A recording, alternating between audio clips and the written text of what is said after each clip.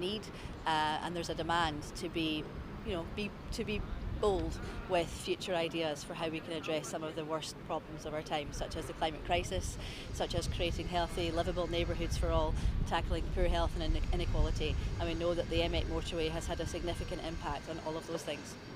Well, of course, the M8 motorway has brought benefits. However, for those bordering the motorway in Glasgow, the city centre sections particularly is what we're focusing on, there have been huge impacts from significant levels of noise, for example, that really impacts people's daily lives, from poor air and from basically walking and cycling routes that are really unattractive. But we're also in the motion asking for consideration of shorter term measures, such as a lower speed limit, which could help to address some of these issues from lowering levels of noise and also tackling poor air quality.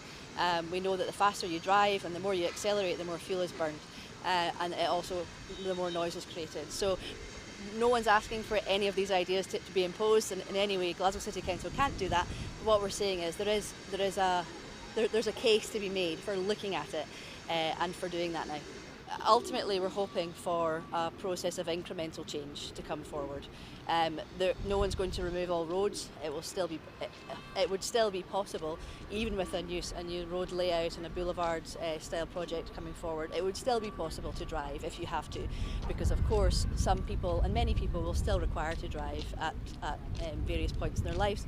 However, we do need to make the alternatives much more appealing, and driving, particularly the short journeys and those coming through the city, we need to make those less appealing because we're not going to lower car kilometres, we're not going to tackle the climate crisis. There are many cities around the world who have decided that they're not going to have urban motorways travelling through and into their cities anymore, and they have removed them and replaced them with really quite fascinating public parks, new public spaces, space for businesses to use, positive space that actually makes people want to spend time there.